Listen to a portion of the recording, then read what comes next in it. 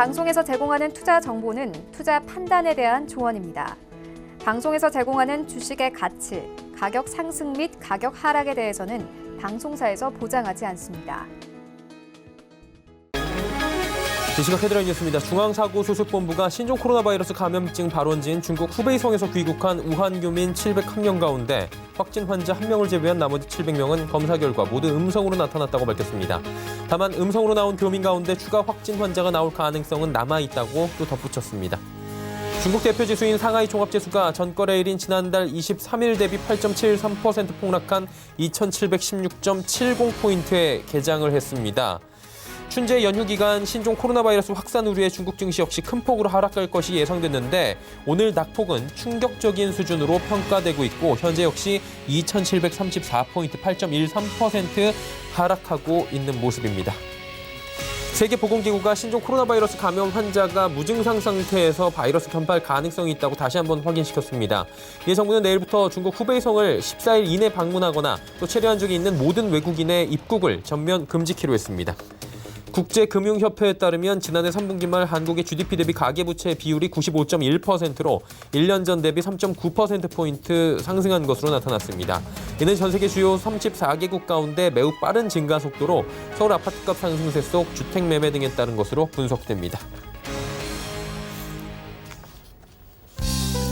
시청자 여러분 안녕하십니까. 오늘장 내일장 출발하도록 하겠습니다. 서정덕입니다. 일단 시장은 그래도 좀 견조하게 버텨줍니다. 장 초반에 급락 출발을 했지만 중국 시장이 개장을 앞두고 오히려 상승하는 모습도 보여줬는데요. 현재 중국 시장 상황만 놓고 보자면 굉장히 좋지 못합니다. 그동안에 맞아야 할 매를 단번에 몰아맞고 있다 이런 평가들이 나오고 있는데 현재도 8%가 넘게 폭락하고 있고요. 이 부분에 대해서는 어느 정도 시장이 예상을 한 부분인데 생각보다 더 많이 급락 출발하고 있다. 그리고 급락이 진정이 안 되고 있다. 이런 얘기들이 나오고 있고요. 1분기의 GDP 성장률 자체가 중국에 굉장히 안 좋게 영향을 줄 것이다. 천안문 사태 이후에 최악일 수 있다. 이런 지금 연구 보고서들이 속속 올라오고 있는 상황입니다. 그러다 보니 우리 시장도 이미 조정을 받았고 중국 시장이 개장이 되니 어느 정도 재료가 소멸이 됐겠구나 하고 올라오다가 지금 갈팡질팡하는 모습들도 보여집니다. 코스피, 코스닥이 좀 다르게 움직이고 있는데 코스피 같은 경우에는 하락하는 이유는 전기전자 업종은 가지만 나머지 업종들이 좀 어려운 상황이고요. 코스닥 같은 경우에는 시총 상위 제약바이오 업종들이 그동안 많이 밀렸으니 오늘 장에서는 좀 펀더멘털 상으로 올라줘야 된다라는 이야기가 나오고 있는 것 같습니다. 그런데 따지고 보면 신종 코로나 바이러스 사망자 확진자가 중국 현지에서 지금 기하급수적으로 늘고 있는 상황이고요.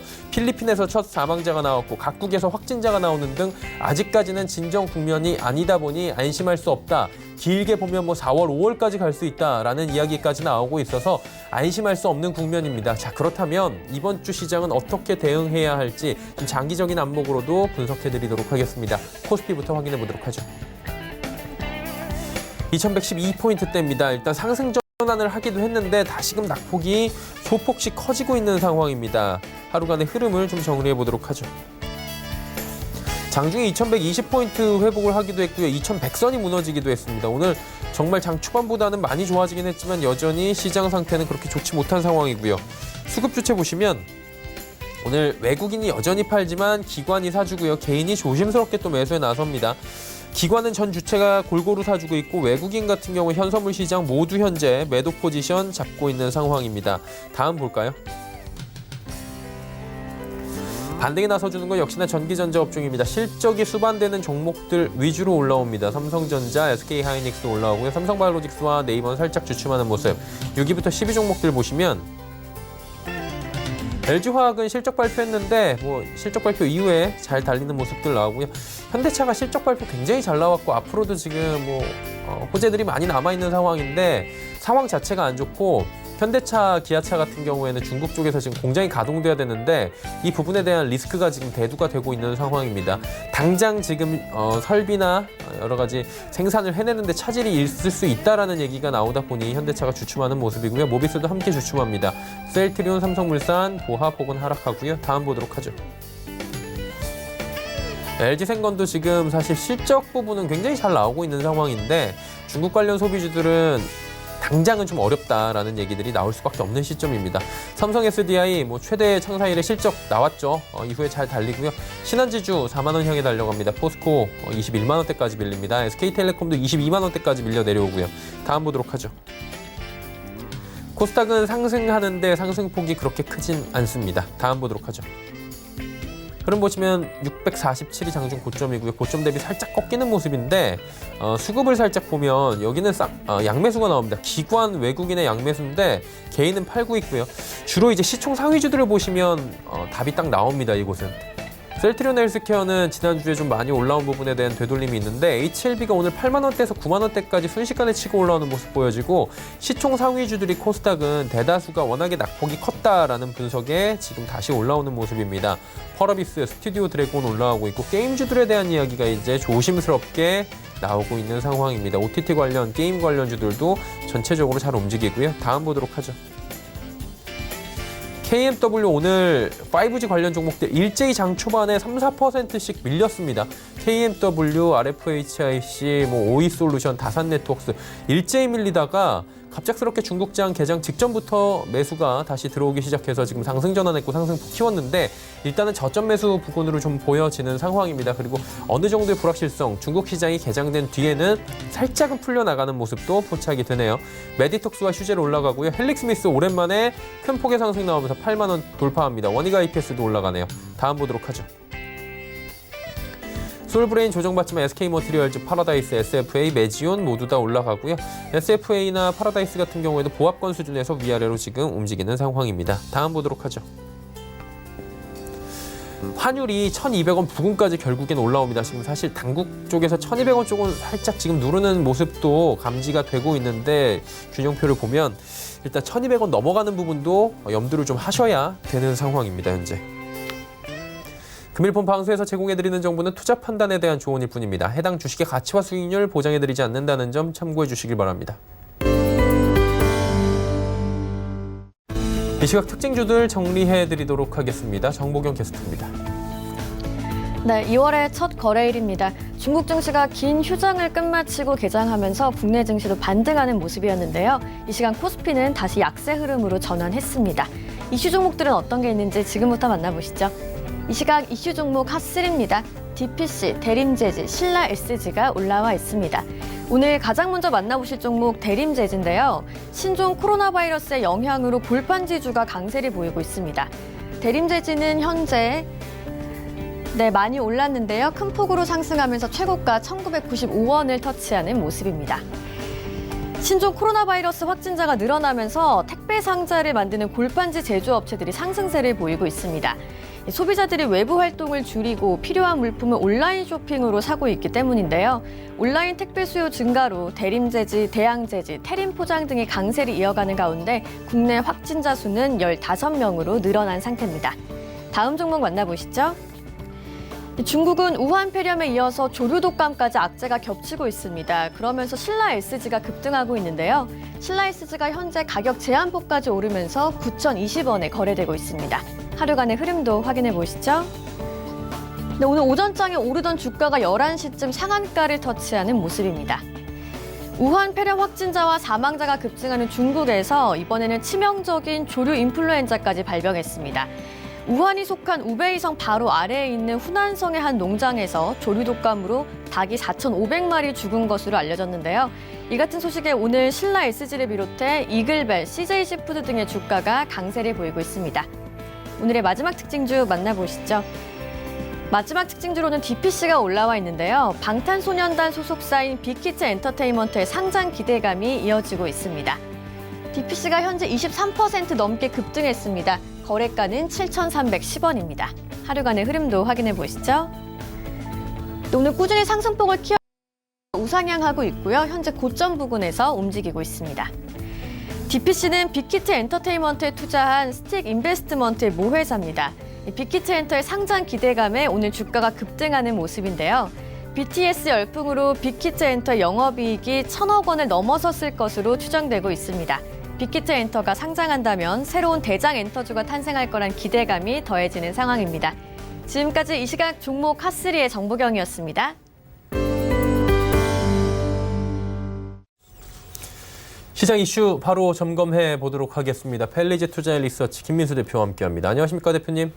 네, 안녕하십니까? 예, 월요일 시장인데도 그렇게 큰 호재는 아직까지는 없어 보이고요. 시장 상황은 재미가 없습니다. 이벤트부터 좀 짚어볼까요?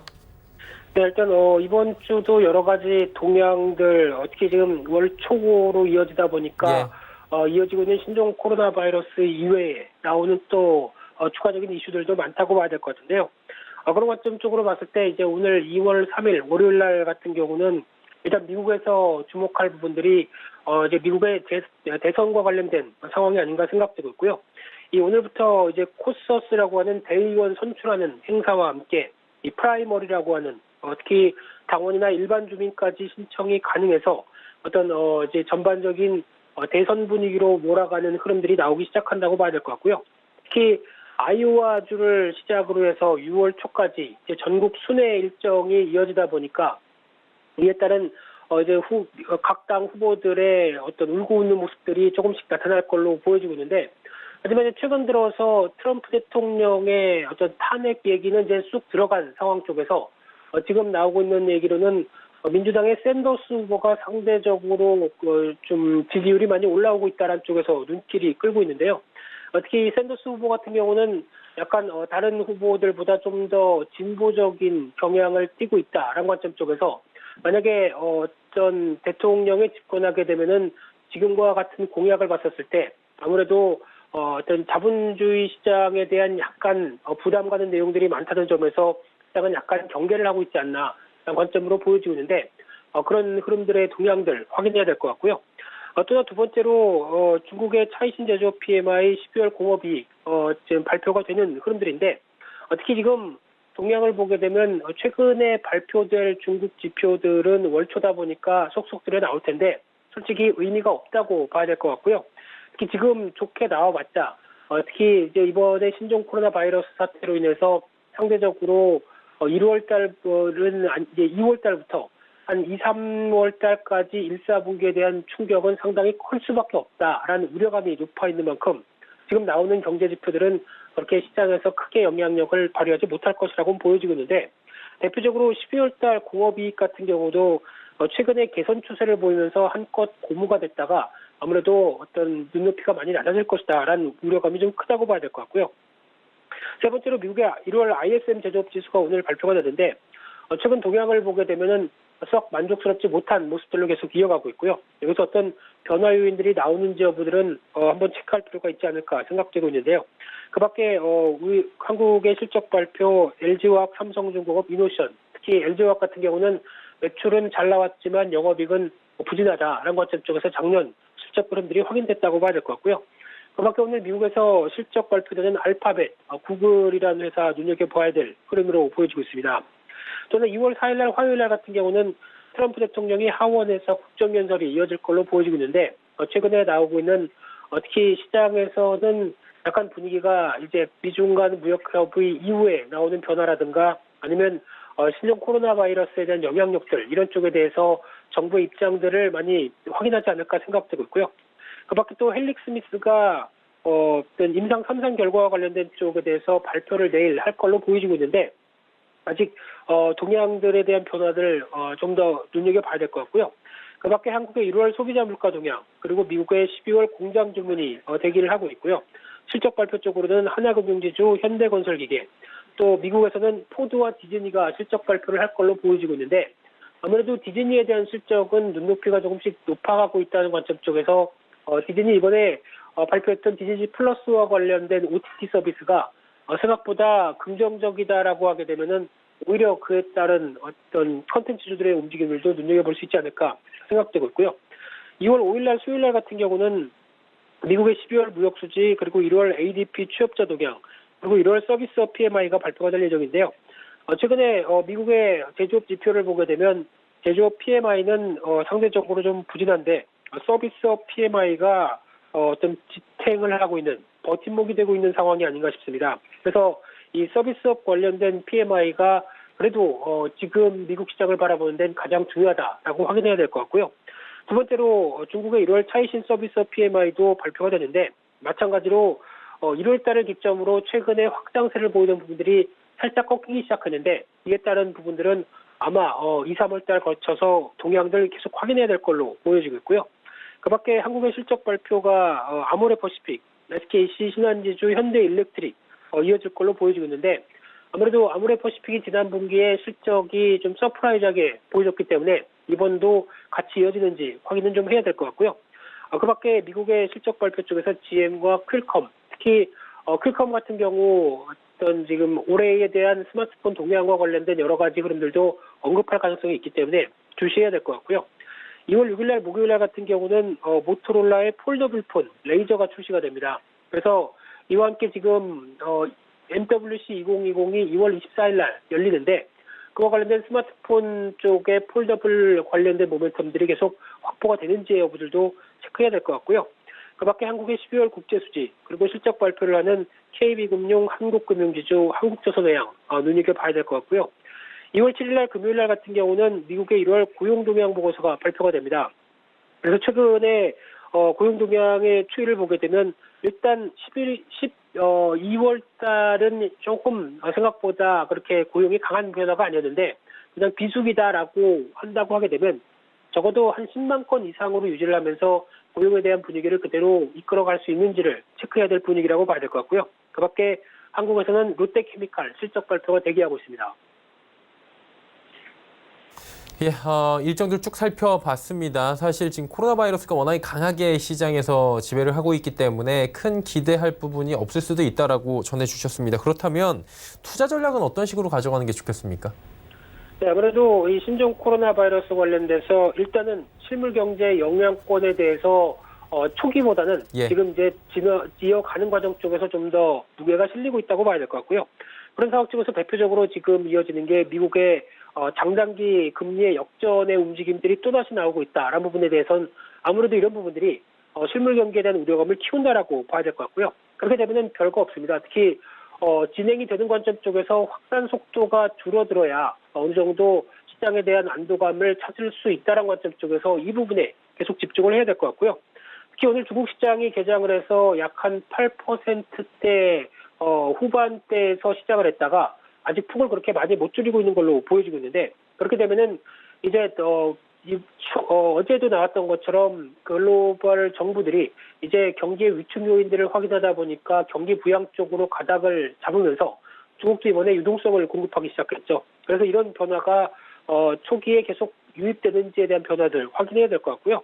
하지만 이제 국내 흐름들 같은 경우는 일단 지금 분위기가 개인 중심의 매수세가 조금 더 뚜렷하면서 약간 신용들이 가파르게 늘어나기 시작한다라는 부분들은 약간 경계 대상이라고 봐야 되겠죠. 그렇게 되면은 아무래도 시장이 움츠러들었던 모습들을 회복하려고 하는데 아무래도 어떤 수급에 대한 부담감들은 나올 수밖에 없다는 관점 쪽에서 V자식의 반등은 좀 제한될 수도 있다라는 관점들은 염두를 하셔야 될 것 같고요. 그렇게 되면은 변동성이 커지면서 어느 정도 시장에 대한 변화 요인들이 빠르게 회복하기보다는 계속 출렁임들이 나올 수밖에 없는 국면들을 염두를 하면서 방향성은 어느 정도 어떤 사태에 대한 정점이 지나가게 되면 회복이 나올 수 있는데 이 회복 속도나 여러 가지 흐름들은 수급에 따라 달려있다라고 봐야 될 것 같고요. 그렇기 때문에 어느 정도 수급 관련된 동향들이 확인되기 전까지는 공격적으로 대응하는 부분들을 좀 자제해야 될 필요가 있지 않을까라는 관점으로 보여지고 있는데 따라서 지금은 타이밍의 싸움이라고 생각됩니다.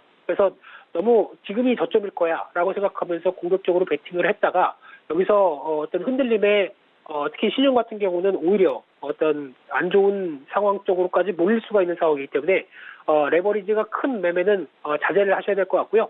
특히 저점이다라고 생각하는 확신이 드신다고 하게 되면 적어도 한 번에 다 사시는 게 아니라 한 두세 번 정도 나눠서면서 바닥을 확인해가는 과정들을 좀 더 지켜보는 게 좋지 않을까라는 관점 쪽에서 지금 시장에 대한 대응들은 어느 정도 속도 조절도 같이 필요하다 이렇게 말씀드리겠습니다.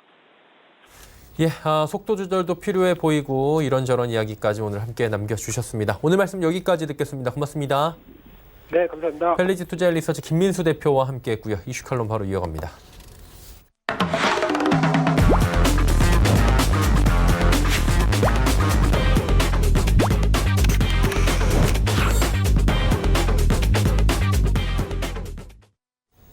이슈 칼럼 이어갑니다. 미중산업경제연구소 조용찬 소장과 함께합니다. 안녕하세요, 소장님.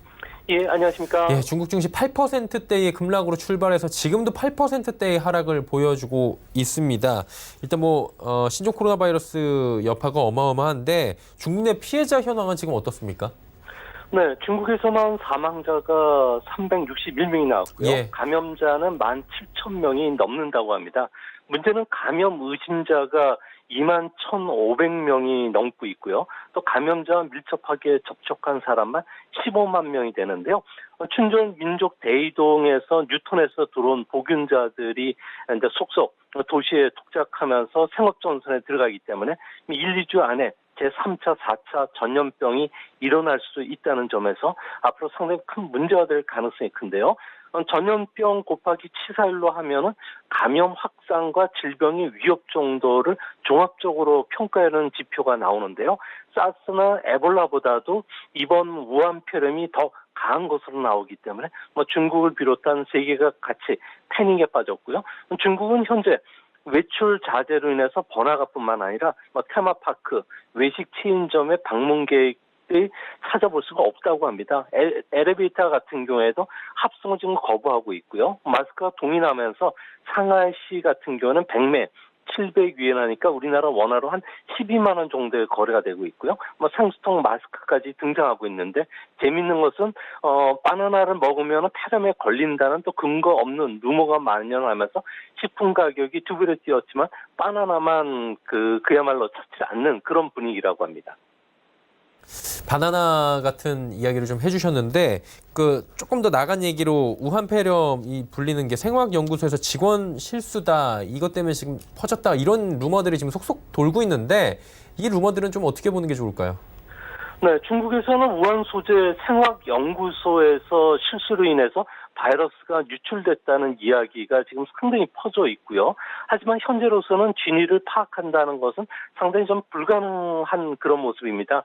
분명한 팩트는 생화학연구소 같은 경우는 치명적인 바이러스를 처리할 수 있는 생물 안전도 4 레벨의 연구소인데요. 2015년도에 설립이 됐고요. 중국에서는 베이징에도 생물 경기 연구소가 있지만 안전도는 3 단계이기 때문에 가장 위험한 연구가 우한에서 진행된 것은 분명해 보입니다. 중국은 현재 생화학 무기와 관련해서 상당히 개발되고 있는 단계인데요. 아무래도 이런 무기에는 2003년도 중국에서 대유행했던 사스를 비롯해서 구제역도 포함됐다는 게 합리적인 추론일 가능성이 높아지지 않을까 보여집니다. 중국 당국이 이번 신종 코렐라 바이러스 감염원이라든지 발생 지역, 발생 일시와 관련된 역학조사 결과를 아직 발표하지 않고 있기 때문에 이런 루머는 앞으로도 계속 진행이 되면서 계속 확산되지 않을까 보여집니다. 그리고 중국 증시 여쭤봐야 되는데 중국 증시 조금 전에 언급 여러 번 됐지만 8%대의 급락을 지금 보여주고 있습니다. 이게 오늘만 그러는 게 아니라 향후에도 지금 GDP 성장률도 그렇고 안 좋을 것이다라고 얘기가 나오고 있는데 이 부분은 저희가 어떻게 해석하는 게 좋겠습니까? 네, 중국인민은행 같은 경우에는 오늘 새벽에 금융시장의 쇼크를 막기 위해서 205조 원을 투입하기로 했고요. 천문학적인 유동성 공급뿐만 아니라 공매도 금지 지시도 내려왔고요. 또 연기금의 순매수 원칙 지키라는 이야기도 나왔지만 증시 패닉을 막지는 못한 그런 상황입니다. 우한폐렴과 관련해서는 두 가지 요인이 주가를 폭락시켰다고 보여집니다. 첫 번째는 중국 수요 감소인데요. 조금 전에도 말씀드렸듯이 4단간 감염이 들어와서 외출을 상가하고 있고요. 또 교통 통제가 계속이 되고 있기 때문에 소매 판매 급감이 여행 관광 수요 위축으로 연결이 되면서 내수에 악영향을 줄 수가 있는 겁니다.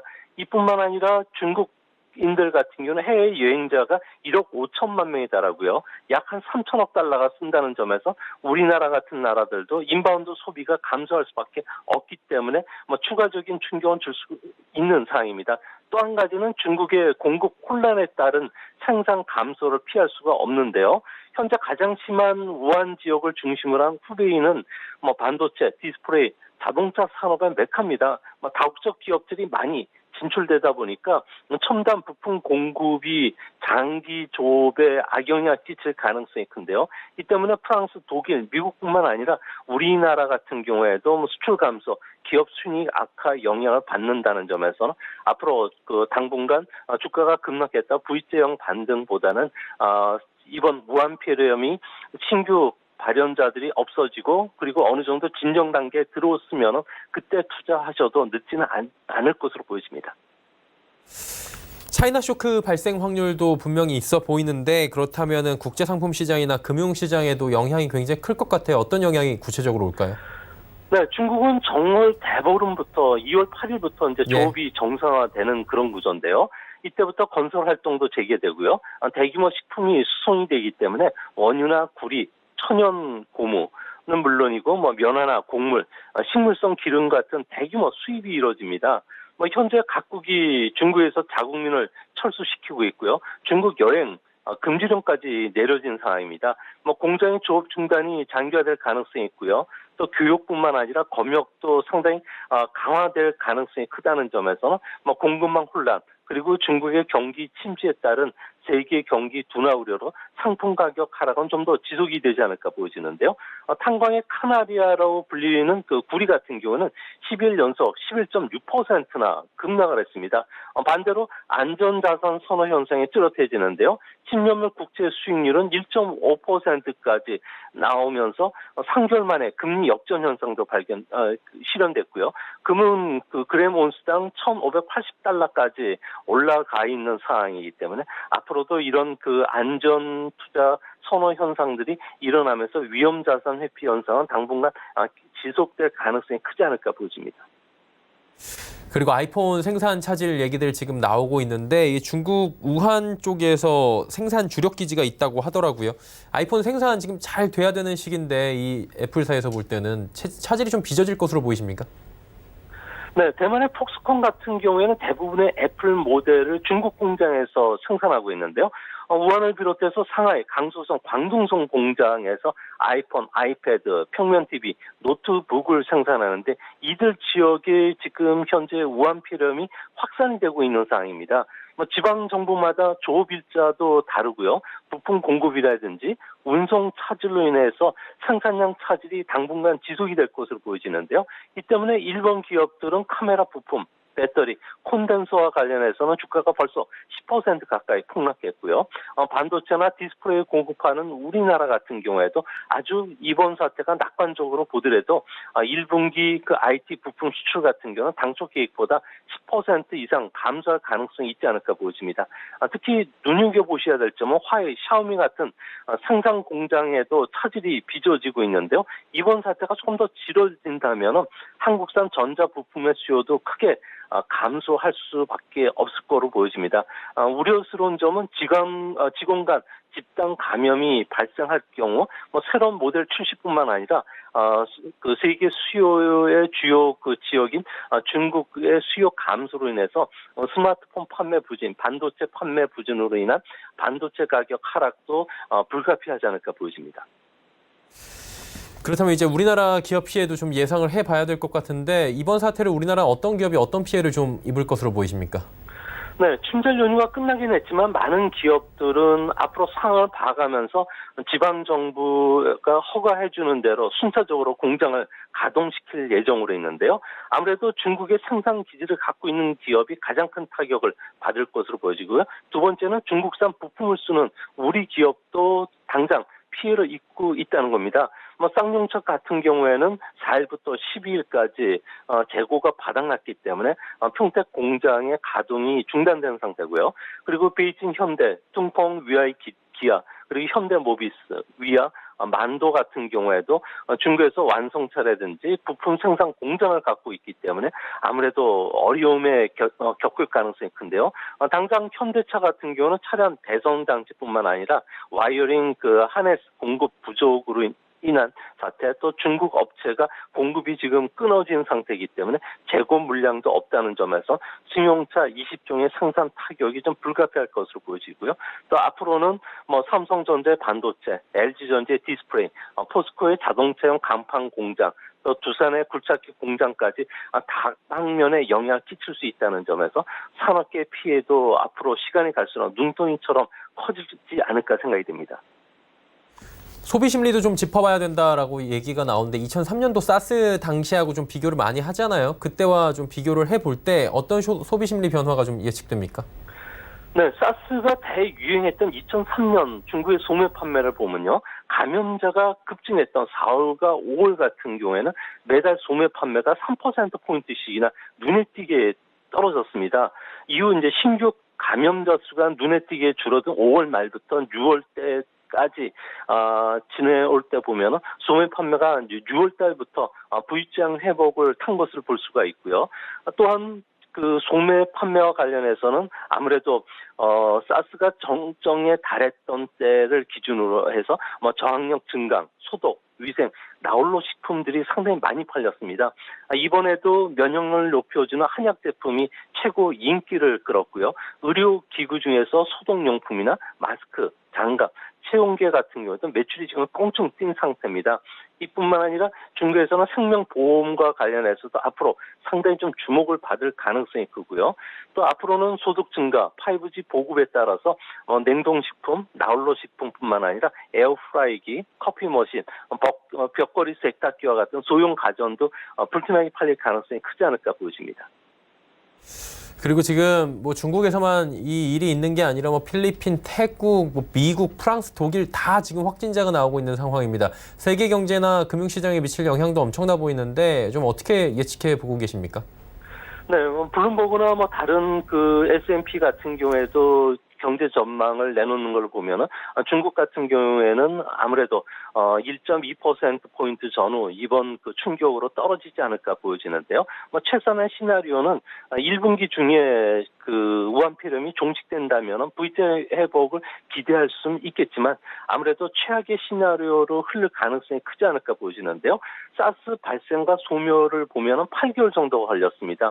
이번 우한폐렴 같은 경우에도 집단 간 감염이 확산되고 있다는 점에서 최소 8개월 정도가 걸릴 것으로 보여지는데요. 이렇게 되면 3월과 4월에는 피크기, 5월과 6월에는 소멸 단계에 들어간다고 하면은 올해 중국의 성장률은 4%의 경기 침체를 피하기는 상당히 힘들지 않을까 보여집니다.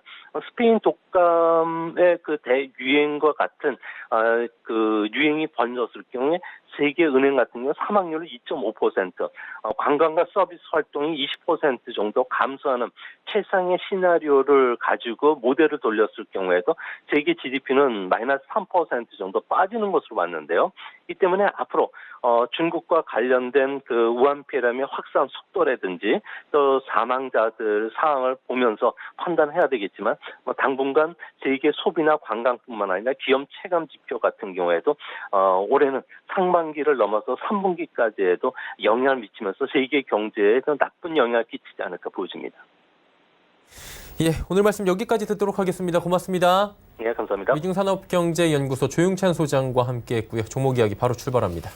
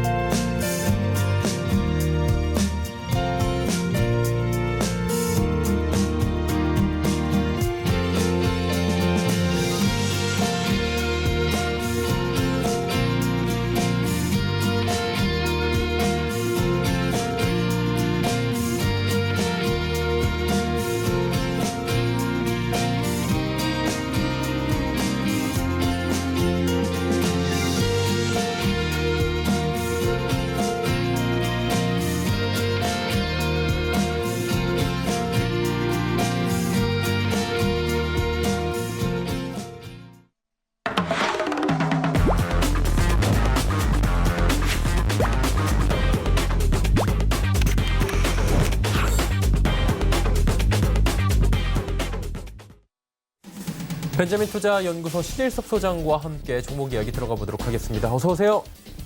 네, 안녕하세요. 예, 종목 이야기가 오늘 들어가 봐야 될 시점인 것 같습니다. 어떤 종목들이 준비가 돼 있을지 바로 들어볼까요? 네, 오늘도 계속 그동안 얘기 드렸던 종목들입니다. 일단 첫 번째는 다나와라는 종목입니다. 제가 그때 그 경험을 얘기 드리면서 여러 가지 얘기를 드렸죠.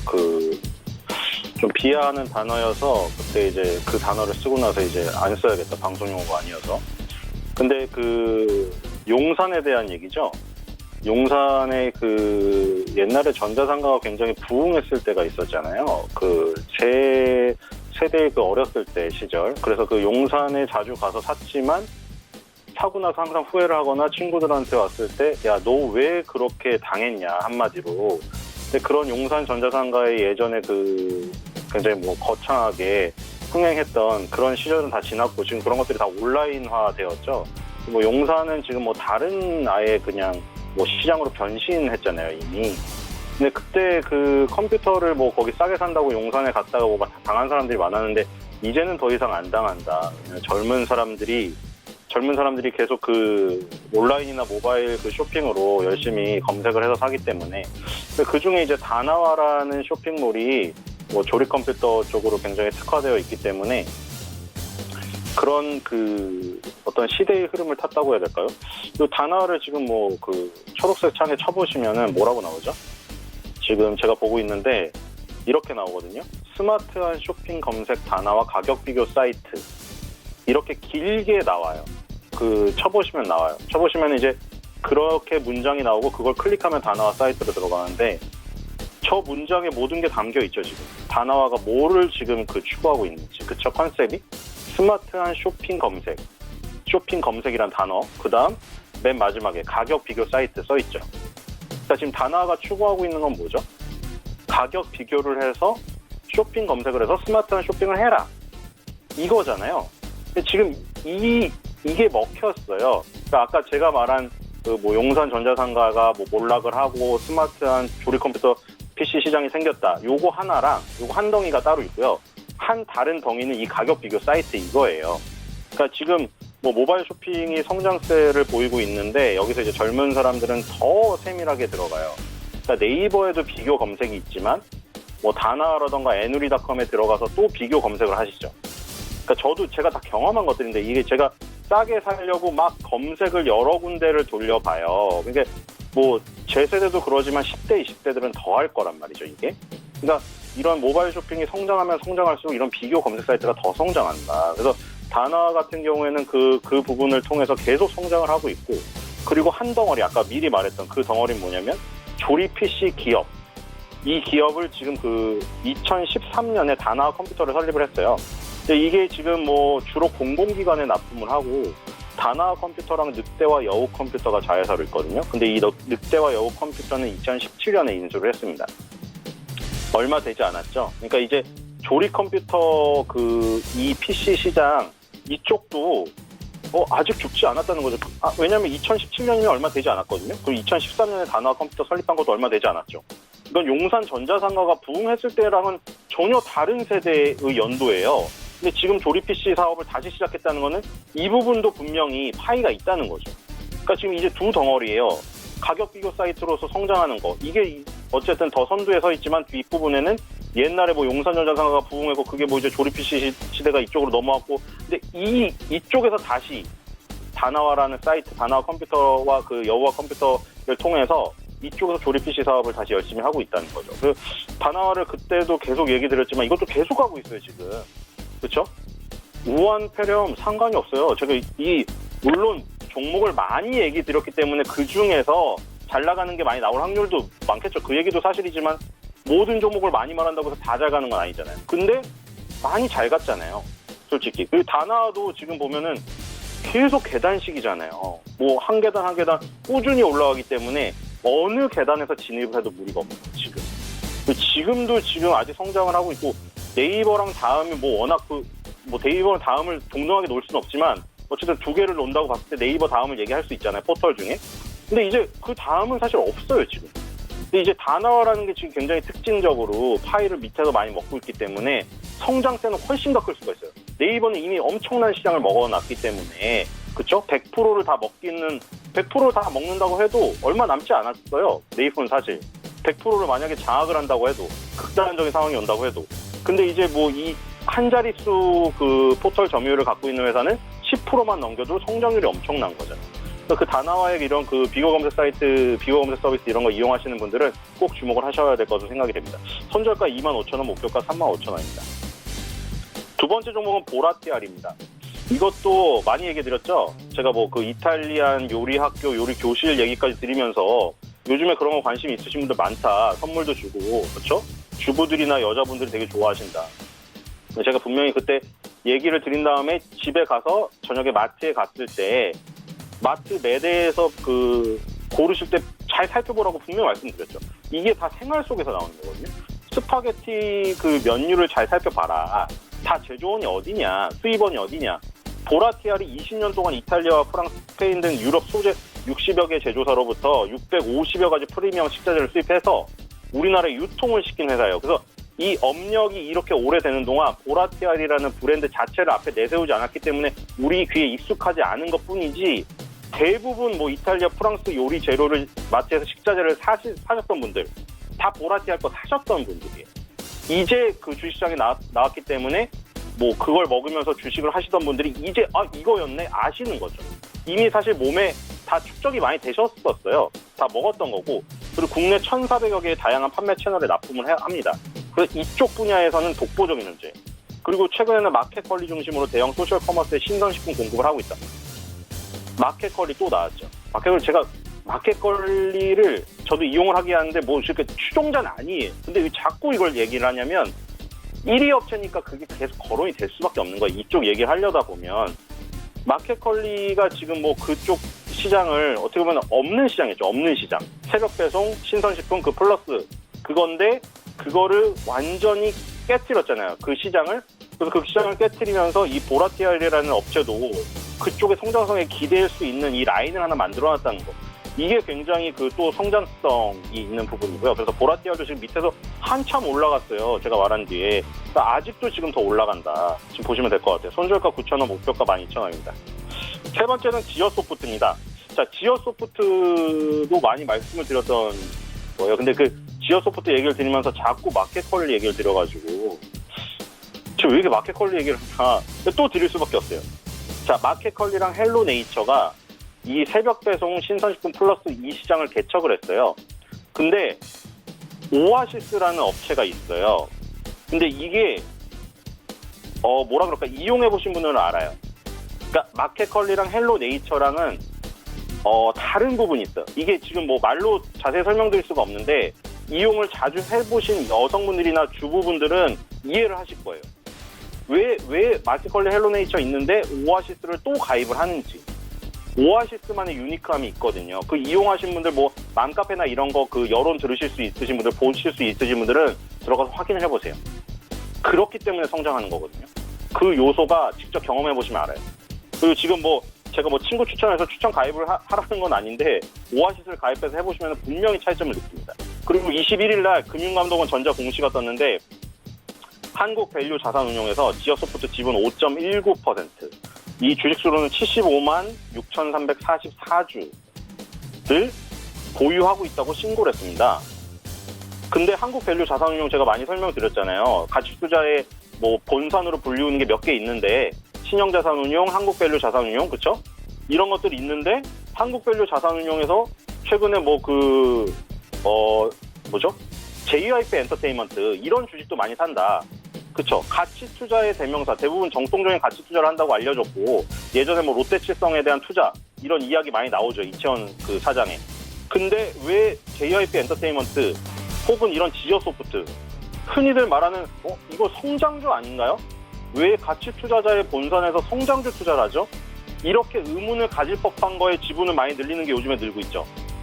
그러니까 뭐냐면, 예전에 그런 어떤 자산 가치, 땅을 갖고 있거나, 많은 뭐 부동산 주식을 소유하고 있거나 그래서 저평가된 PER이 낮은 PBR이 낮은 이런 종목들은 이제 1년에 탐방을 매일매일 다녀도 발굴하기가 어렵다는 거예요. 그러니까 이제는 어떤 유형자산의 가치뿐만 아니라 무형자산의 가치도 그 무형자산의 가치를 투자하는 가치투자 이런 걸로 변모했다고 인터뷰에서도 수도 없이 얘기를 했어요. 그렇기 때문에 한국밸류자산운용도 지어소프트의 오아시스 지분 여기에 주목을 해서 지분 매입을 다시 한 거고요. 그리고 아까 제가 두 번째 말씀드렸던 건 마켓컬리 헬로네이처와 차별화가 각인됐다. 이거는 경험해보시면 알고요. 그리고 지어소프트라는 회사가 원래 IT 회사예요. 근데 IT 기술을 활용해서 그러면은 정말 상관없는 지분을 매입하는 경우도 있어요. 뭐 예를 들어 자동차 타이어 회사가 갑자기 바이오 회사의 지분을 인수한다던가. 이거는 사실 뭐 자동차 타이어를 만드는 기술을 바이오에 접목시킨다는 건 좀 안 떠오르잖아요. 그럼 이건 지어소프트는 그럼 아예 그런 식인가? 그런 식이 아니에요, 이거는. 지오소프트의 IT 기술을 오아시스에 어디에 활용을 했냐면 아까 마켓컬리, 헬로네이처, 오아시스가 뭐를 주로 배달한다고 했어요? 신선식품이죠. 그러니까 새벽에 배송하는 거예요. 왜냐? 어디서 따오죠? 농수산물 시장에서 따와서 그 논밭에서 뽑아서 바로 신선하게 와야 되잖아요. 그럼 뭐가 중요하겠어요? 금방 썩어버리죠. 그럼 금방 썩고 재고가 남지 않게 하려면 재고 관리랑 물류가 체계화가 돼야 되는데 그럼 여기는 IT 기술이 들어가야만 돼요. 농부의 직감으로 됩니까 그게? 농부가 아니 이게 지금 온도 습도 이거를 내가 감으로 봤을 때 얼마 되면 썩을 것 같다. 물론 직감이 뭐 많이 경험으로 우러나오겠지만 기술이 접목이 돼야 더 정확하게 할 수가 있어요. 그래서 지오소프트의 IT 기술을 오아시스의 물류센터에 적용을 한 거예요. 그래서 재고 손실도 최소화하고 이런 부분으로서 많은 비용 절감을 이뤘어요. 그러니까 지오소프트가 오아시스의 지분을 가지고 왔다는 거는 자기의 기술도 버리지 않으면서 접목시키면서 신선식품 새벽 배송 이 시장에 키우는 그 파이를 먹을 수 있는 그 구조를 만들어 놓은 거예요. 그렇기 때문에 제가 그때 계속 얘기 드린 게 지오소프트가 내려가고 있었죠. 많이 떨어져 있었죠. 이거 지금 사야 된다. 무조건. 왜냐하면 제가 계속 얘기 드린 게 전지현 씨를 저렇게 돈을 주면서 왜 마켓컬리가 적자를 본다고 하면서 왜 저걸 하고 있지? 이해를 할 수가 없다. 이해를 할 수가 없을 리가 없다고 했잖아요. 왜냐하면 우리보다 훨씬 더 공부 많이 했고 그쪽으로 그 마케팅이나 뭐 그 CEO 그 공부도 했고 이런 분들이 하는 건데 그런 막대한 돈을 아무한테나 준다? 뭐 전지현 씨가 스타벅스 건물을 매입했다고 그 스타벅스 건물 매입해서 연예인 부럽다 이 얘기만 하고 있죠. 왜 그 전지현 씨한테 그렇게 돈을 주겠어요? 마켓컬리가 그 건물을 살 수 있게 그 시장이 클 수밖에 없기 때문에 하는 거예요. 주는 거예요. 그러니까 오아시스도 당연히 제가 따라갈 수밖에 없다. 그 시장 파이가 커지는 거를. 그러니까 지오소프트가 오아시스 지분을 소유했고 펜국밸류 자산운용 같은 가치투자 그 자산의 본산이 이 매입을 한 이유들 그런 배경들 살펴보고 그리고 오아시스를 한번 이용해보고 왜 마켓컬리랑 헬로네이처랑은 다른 쪽으로 유니크하게 먹히고 있는지 지금 주부들에게 그거를 이해를 한다면 지오소프트는 떨어질 때 분명히 그 기술적인 모습을 잘 민감하게 그리면서 기다리고 계셨던 분들은 강력히 투자를 하셨어야 되는 거예요. 그리고 지금도 이제 정고점에 와서 조금 이제 뭐 지지부진한 모습을 보이고 있는데 정고점을 탈환하려는 몸부림이죠, 이거는. 그러니까 지금 오아시스가 계속 성장하고 있고 2018년에 생겼어요, 오아시스가. 지금 2019년 이제 지났어요. 이제 갓 2년 된 신성회사예요. 그러니까 가장 뜨거운 청춘에 투자를 하고 싶다면 지금 투자를 하셔야 되는 거예요. 얘도 뭐 나중에 늙어서 노년이 될 수도 있겠죠. 그때는 뭐 배당주가 돼서 이제 다른 성장주 투자하시는 분들이 거들떠 보지도 않을 수 있지만 가장 뜨거운 청춘의 성장을 지금 열매를 먹으려면 지금 시장에서 투자를 해야 된다. 그래서 지오소프트 잘 보시기 바라고요. 손절가 6,000원, 목표가 8,000원입니다. 네, 세 종목 이야기 나눠봤습니다. 지난 시간에 키네마스터 단기 접근했는데 결과 어땠는지 궁금하고요. 오늘은 어떤 종목이 좀 단기적으로 괜찮아 보이십니까? 네, 요즘에 이런 성장주 스타일들 많이 소개시켜드리고 있는데 키네마스터도 좋죠. 그러니까 그냥 이게 어려운 것들이 아니에요. 제가 그냥 저는 조금 더 정보를 찾아가지고 여러분들이 귀찮으시니까 바쁘시고 주식도 해야 되니까 귀찮으시니까 제가 정보를 얘기 드리는 것뿐이지 제가 이걸 자세한 잘 아는 게 아니에요. 내부 정보나 이런 게 아니에요. 여러분이 다 경험하시면 돼요. 제가 얘기를 드렸잖아요. 유튜브 대부분 보시죠. 유튜브를 많이 보는 이유는 기존 언론에 대해서 신망한 것도 있고 새로운 것들이 많이 나오고 신선하고 재밌고 좀 자유롭게 얘기하고 이런 것들이잖아요. 그러니까 유튜브를 보시는 분들이나 아니면 초등학생들 꿈이 크리에이터가 3이라고 하는데 그렇죠? 크리에이터가 되려고 지금 교육까지 받는 학원도 있더라고요. 근데 그게 유튜브 크리에이터가 내 아들, 자식, 딸들이 되고 말고 됐으면 좋겠다 이걸 떠나서 유튜브를 하는 사람이라면 이쁘게 동영상 편집된 거를 보기를 원해요. 지저분한 것보다는. 그러니까 키네마스터는 당연히 그 시대에 같이 갈 수밖에 없다고 얘기를 해서 제가 손톱 발톱이라고까지 표현을 했는데 그래서 키네마스터는 지금 스윙 마스터가 된 것 같아요. 그래서 키네마스터의 그런 성장성에 기대서 투자를 하실 분들은 지금도 아직 뜨거운 청춘에 있으니까 청춘 시절에 투자를 하시면 될 것 같고요. 이번 주 종목은 지오소프트입니다. 이것도 마찬가지인데 오아시스 아까 언제 생겼다고 했지? 2018년. 그러니까 물론 우리생협이 주축이 돼서 우리생활협동조합이라고 동네에 있으신 분들 있어요. 오프라인 매장에서 싸게 팔던 거를 오아시스라는 온라인 창구에서 파는 거예요. 그래서 신선식품을 반값으로 한다 그래서 지금 대형마트 쇼핑몰이니 마켓컬리 헬로네이처보다 싼 게 있어서 좋다 뭐 그런 내용도 많아. 뭐 포장재에 대한 내용도 굉장히 많이 올라와 있어요. 이거 제가 방송 끝나고 바로 찾아보세요. 관심 있으신 분들은. 포장재가 요즘에 말이 많아요. 포장재가 뭐 버릴 게 많고 뭐 죄를 짓는 기분이다. 근데 뭐 오아시스 같은 건 포장재가 좋다는 의견이 많이 있어요. 댓글에. 그래서 찾아보세요. 그런 것도 하나에 시키는 그런 부분이 되는 거고, 그래서 지금 이것도 마찬가지예요. 유튜브 시대에 키네마스터를 투자를 한다면 지금 뭐 새벽 배송이라던가 이런 것들, 반나절 배송 이런 거 되게 익숙해지고 있잖아요. 점점 지금. 근데 익숙하지 않으신 분들도 많이 있어요. 아직 지역별로. 그렇죠? 새벽 배송에 대해서 아직 이용해보지 못하고 언론으로만 접하시고, 그때 제일 부각이 된다고 했죠. 언론으로만 접했는데 세상에 있긴 있어. 그러니까 그런 것들이 굉장히 성장하고 있는 거예요. 내가 이용은 안 하지만 언론에 이런 신기술, 신배송이 있대. 근데 주식시장에 찾아보니까 그 종목은 있어. 기업은 지금 성장하고 있어요. 그때 가장 높게 상승이 나와요.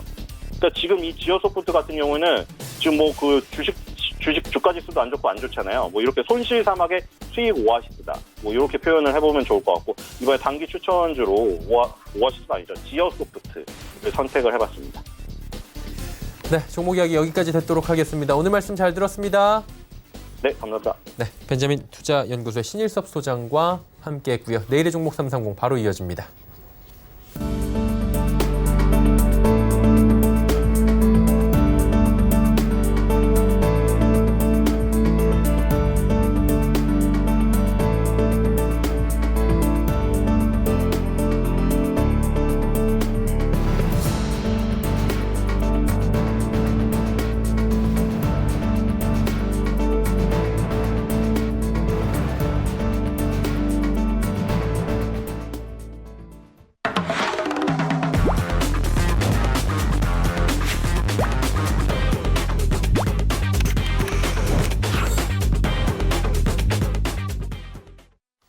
네, 내일의 종목 330 시간입니다. 이지환 멘토와 함께합니다. 어서 오세요. 안녕하세요.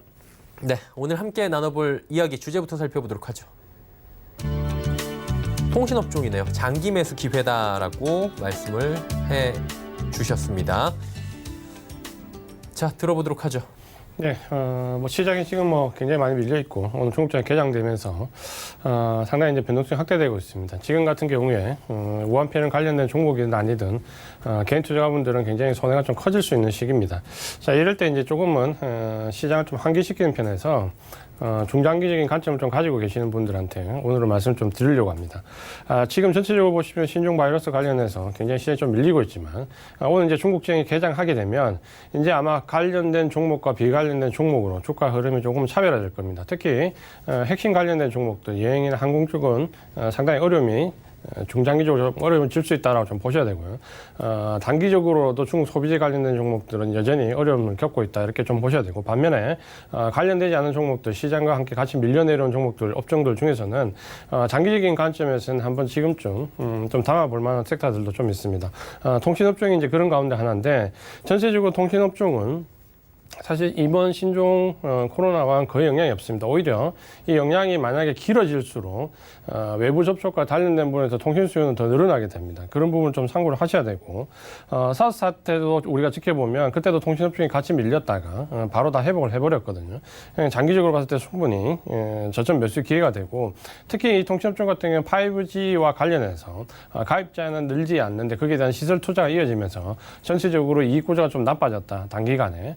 그러면서 이제 배당과 관련된 부분에서 펀드들의 좀 우려를 낳으면서 매도 물량이 좀 나왔습니다. 근데 장기적으로 좀 보시면은 이 5G와 관련해서 단기적인 이제 투자 확대와 순증 가입자 부분이 올해부터는 좀 역전될 가능성이 좀 크고요.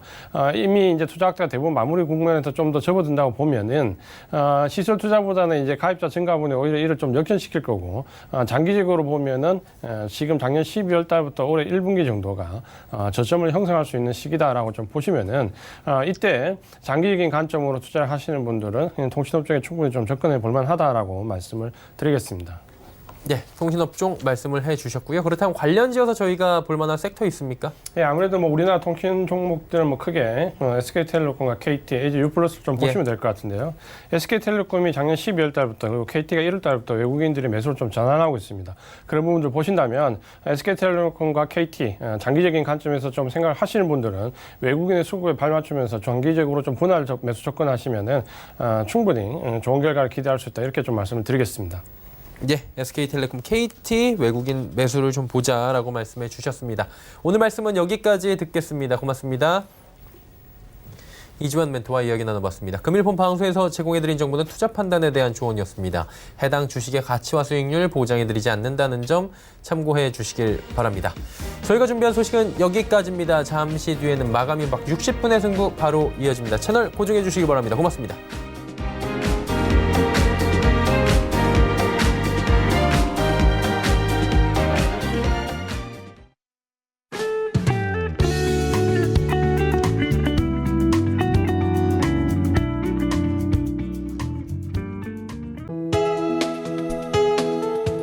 방송에서 제공하는 투자 정보는 투자 판단에 대한 조언입니다.